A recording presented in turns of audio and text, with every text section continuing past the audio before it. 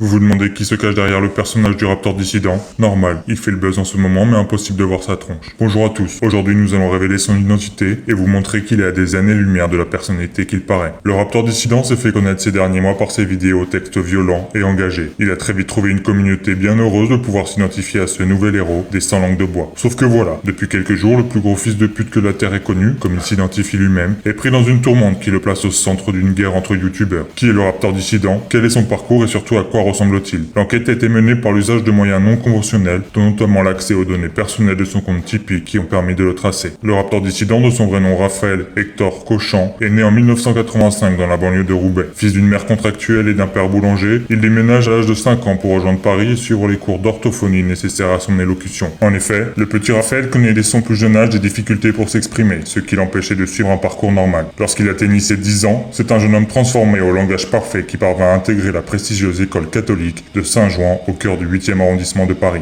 Il y suivra des études studieuses jusqu'à son renvoi, 3 mois avant le bac, pour une histoire sentimentale qu'il a eue avec un autre élève, ce que son enseignement religieux prohibait fortement. Il arrivera tout de même à obtenir son diplôme pour par la suite s'orienter vers un cursus psychologie. À la même époque, il fait la connaissance de Lucho, un étudiant argentin qui partage de nombreuses unités d'enseignement avec lui. Les deux jeunes hommes se lient alors d'amitié et deviendront inséparables. Lucho convertira très rapidement Raphaël au plaisir du sport en salle pour lequel il voue un vrai culte. Cependant, un soir d'octobre 2007, il est témoin d'une bagarre qui tourne mal et dans laquelle il perdra son meilleur ami et confident Lucho. Traumatisé par cet événement, son comportement changera du tout au tout. Les mois passent et l'idée d'un personnage tourné autour du Raptor dissident que l'on connaît aujourd'hui commence à naître. Raphaël Cochan commence d'abord à créer sa haine sur les forums de jeuxvideo.com qu'il a connu en tant que joueur assidu de Sims. Voyant que ses idées et sa rhétorique prennent, il décidera quelques temps plus tard d'en faire une chaîne YouTube afin de toucher plus de monde. Et là, c'est le jackpot. Ses vidéos sont vues des centaines de milliers de fois et sa communauté le suit et le soutient dans toutes ses actions. Le Raptor dissident habite aujourd'hui dans le 16e arrondissement de Paris, au sein d'un chic appartement en lisière du bois de Boulogne. Sa nouvelle notoriété ainsi que les heures de coaching qu'il dispense constituent ses principales sources de revenus. Néanmoins, sa nouvelle situation d'homme à abattre en raison de ses propos le place de plus en plus dans une position inconfortable. Alors profondément gauchiste dans les idées, son personnage le fait passer pour un membre actif du Front National et ses anciens camarades de lutte lui tournent de plus en plus le dos.